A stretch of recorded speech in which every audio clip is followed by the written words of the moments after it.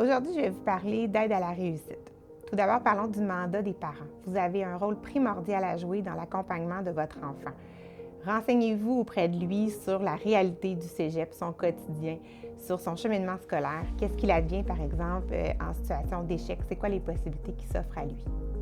De cette façon-là, vous l'aiderez à cheminer à travers ce qu'il vit, à travers ses réussites autant que ses défis. Il est important aussi de s'informer auprès d'eux sur les mesures d'aide disponibles. Plusieurs ressources existent et en encourageant à aller chercher de l'aide en cas de besoin, vous maximiserez ses chances de surmonter les obstacles rencontrés et ainsi à persévérer. Parmi les mesures d'aide disponibles, il y a notamment plusieurs centres d'aide, notamment en mathématiques, en anglais, en philosophie, en comptabilité également, ainsi qu'en français.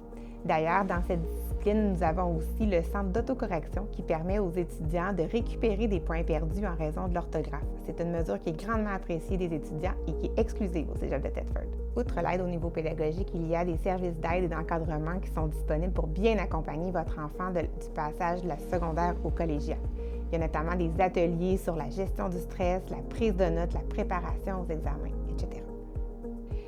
Des intervenants sont présents pour faciliter cette transition. Cette nouvelle étape entraîne plusieurs changements importants qui peuvent s'avérer insécurisants pour certains. La grande équipe du Cégep est donc présente pour aider et guider l'étudiant, notamment dans sa gestion du temps, qui demeure probablement le plus grand défi de cette transition. Il est donc essentiel d'apprendre à bien équilibrer son temps entre les études et les devoirs, la conciliation travail-études, les relations interpersonnelles, etc. L'aide pédagogique est présente tout au long de la vie collégiale de l'étudiant, de l'admission jusqu'à la sanction. C'est donc une référence pour tout ce qui touche le cheminement scolaire, la motivation et la persévérance à poursuivre ses études collégiales. Bonjour, votre enfant arrivera prochainement au collégial. Vous vous doutez sûrement qu'il y a plusieurs différences entre le secondaire et le cégep, entre autres au niveau des communications. Vous êtes habitué depuis le primaire, à l'école, on vous envoie des communications courriels, on vous envoie de l'information, les bulletins. Vous êtes habitué que tout transige par vous. À partir de maintenant, ça va être différent. Votre enfant deviendra bientôt un adulte, donc le cégep va communiquer directement avec lui par son MIO, par Omnivox. Donc, vous n'aurez plus accès à tout ce qui a lieu de relevé de notes ou de communication, d'informations par le cégep. Si vous tenez absolument à avoir accès à ces dossiers-là, il va falloir signer une procuration au cégep pour qu'on puisse vous donner l'autorisation légalement d'avoir accès. Mais dans tous les cas, c'est votre enfant qui est maintenant le gardien au niveau de sa réussite, mais aussi au niveau des suivis qu'on va faire avec lui. Ce qui va être différent aussi avec le secondaire, c'est ce qui a rapport avec les motivations d'absence. Évidemment, votre enfant devenu maintenant un adulte n'aura plus besoin de faire motiver son absence par vous, mais les présences demeurent obligatoires au cours. Donc, c'est à l'étudiant, donc à votre enfant, de s'assurer qu'il y a reprise de cours s'il y a une absence, de s'entendre avec son enseignant, mais il n'y aura plus besoin d'appeler ou d'aviser l'école de son absence au préalable. Une autre grande différence entre le secondaire et le collégial, c'est tout ce qui a rapport au cadre. Comment on fonctionne ici? Votre enfant est habitué au secondaire d'être plutôt structuré, d'avoir une heure de début des cours, une heure de fin des cours qui est stable dans le temps, d'avoir une cloche qui lui indique qu'il doit se rendre à son cours, que le cours est terminé. Au collégial, c'est différent. Donc, les horaires peuvent varier d'une journée à l'autre. Il n'y aura pas nécessairement de cloche. En fait, il n'y a pas de cloche pour aviser du début des cours. Donc, c'est à votre enfant d'être ponctuel, de s'assurer qu'il regarde son horaire le matin, de s'assurer qu'il soit à l'heure à son cours. Et l'horaire va aussi être très différent de ce que vous avez connu depuis le début de sa scolarité. Ce qu'on connaît au primaire ou au secondaire, c'est un horaire qui débute en septembre et qui termine en juin. Donc, qui est valide pour la durée complète de l'année scolaire. Nous, ici, au collégial, on va avoir 2 sessions, donc la session d'automne, la session d'hiver. Et à chaque session, il y aura un nouvel horaire qui va être fourni à l'étudiant.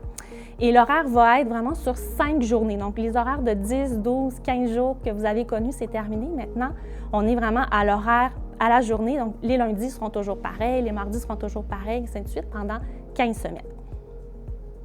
Et puis finalement aussi, ce qui peut être assez différent, le secondaire, le collégial, c'est la durée des cours. C'est pas des cours de 60-75 minutes, là, tous pareils. Il y a des cours qui peuvent durer 2 heures, 3 heures. On a des cours qui peuvent même être d'une durée de 4-5 heures, entrecoupés de pauses évidemment, là, mais les blocs sont plus longs. Et il faut savoir aussi, ça c'est très important, qu'un échec va rester inscrit au relevé. Donc, on ne pourra pas, comme au secondaire, reprendre le cours et effacer la note qui sera échouée, mais malheureusement, l'échec restera toujours au relevé. On parle de la formation générale ou collégiale. Qu'est-ce que c'est en fait? Ce sont des cours qui appartiennent à tous les programmes. Donc, que votre enfant soit inscrit en technique d'éducation spécialisée, en sciences humaines, tout le monde doit faire ces cours-là qui sont obligatoires pour obtenir le diplôme d'études collégiales. On parle de cours de français, mais pas du français grammaire orthographe, mais du français plutôt de littérature. On parle de cours de philosophie, il y en aura 3 à faire. On pourra développer notre pensée critique, notre jugement, notre capacité d'analyse. On a des cours d'éducation physique aussi, avec certaines fois des sports à choisir, d'autres fois, ça sera plus de monter un programme d'entraînement, d'apprendre les saines habitudes de vie. Des cours d'anglais. L'anglais, il y a plusieurs niveaux collégial. Donc, votre enfant va être classé selon sa capacité. On va se référer au classement d'anglais, le test qu'il a pu faire lors de l'admission, ou aux notes du secondaire. Et parfois, pour les étudiants qui sont un peu plus faibles en anglais ou pour nos étudiants internationaux qui n'auraient pas fait de cours d'anglais préalablement, bien, on peut ajouter un 3e cours d'anglais qui s'appelle le cours de mise à niveau. Il faut voir ça comme un cours préparatoire pour bien réussir après les cours d'anglais qui sont au cheminement. Il y a aussi 2 cours complémentaires. Ces cours-là, ce sont des cours d'exploration. C'est dans l'idée d'aller essayer autre chose que le programme dans lequel on est inscrit. Donc, par exemple, un cours de psychologie dans le programme de sciences de la nature. C'est un cours pour aller développer un petit peu nos horizons puis apprendre quelque chose de différent. Vous avez peut-être déjà vu dans une grille de cheminement, que ce soit en fouillant sur le site Internet ou ailleurs, des petits chiffres à côté des noms des cours. Par exemple, on voit ici en éducation physique le 1-1-1. Qu'est-ce que ça veut dire? C'est important de bien le comprendre parce que c'est comme ça que l'étudiant peut savoir à quoi s'attendre puis combien de temps investir par semaine dans son cours. Donc, le premier chiffre, le 1 dans ce cas-ci, réfère au nombre d'heures qu'on va passer dans la partie théorique du cours par semaine. Le 2e chiffre, encore le 1, c'est la partie laboratoire ou la partie pratique. Et le dernier chiffre, le 1 ici aussi, ce sera le temps à investir à l'extérieur des cours. Ce chiffre-là, c'est une suggestion, évidemment. Il peut varier dans la session, donc en fin de session, mi-session, on risque de mettre un peu plus de temps que la moyenne, des fois un peu moins, mais c'est quand même un indicateur là, pour l'étudiant pour savoir combien de temps il devrait consacrer à ses études, en plus de savoir combien d'heures par semaine il va passer à l'intérieur de ses cours. Donc, on voit un exemple ici du programme de sciences de la nature, première session, donc ce qui s'en vient pour votre enfant si c'est son programme. C'est un programme d'études préuniversitaires, donc sciences humaines, arts et lettres. C'est comparable en termes d'horaire, en termes de temps. Ce qui est surligné en jaune, on voit c'est la formation générale qu'on parlait tout à l'heure, donc les cours qui sont communs à tous les programmes. Et les autres, on va apparaître les cours de biologie, des cours de mathématiques, les cours qui sont spécifiques au programme de sciences de la nature.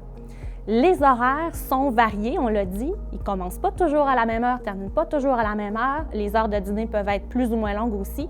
Et c'est d'autant plus important pour l'étudiant d'avoir toujours cet horaire-là à portée de main sur le téléphone quelque part pour s'assurer à tous les matins d'arriver à l'heure au cours et de voir aussi là, ce qu'il y a à faire dans sa journée.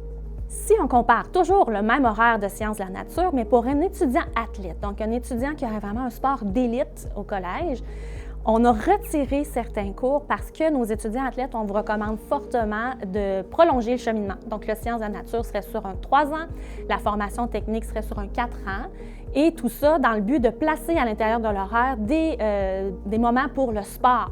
Donc, on voit ici en jaune la formation générale toujours, mais en bleu, ce sont les entraînements. Donc, ils prennent autant de place que les cours qu'on a retirés dans le fond. Donc, au niveau de la charge, un étudiant sur 3 ans en sciences de la nature va avoir autant d'heures qu'un étudiant sur 2 ans s'il est athlète. Donc, c'est super important de comprendre ça et de retirer, de prolonger le cheminement pour pouvoir permettre la réussite. Finalement, si on compare avec un horaire de soins infirmiers, c'est une technique qui est quand même assez chargée. On peut apercevoir encore en jaune la formation générale qui est très présente, la formation spécifique aussi qui est propre à soins infirmiers. On voit qu'il y a moins d'espace pour étudier au travers des journées. Hein. Les cours sont plus compacts, on a moins de temps, moins de pauses. Donc, en soins infirmiers, ce que ça va vouloir dire, c'est qu'on va devoir faire des travaux beaucoup à l'extérieur des cours, la fin de semaine. Mais on pourrait aussi placer cette formation-là sur 4 années, même s'il n'y a pas de sport, dans l'idée de se donner un petit peu plus de temps pour réussir aussi. Donc, c'est un choix que l'étudiant peut faire en début de session ou idéalement avant son arrivée au printemps, de nous demander d'étirer son cheminement pour pouvoir donner un petit peu plus accès à du temps libre pour faire ses études et ses travaux. En espérant que je vous ai éclairé sur la rentrée de votre enfant.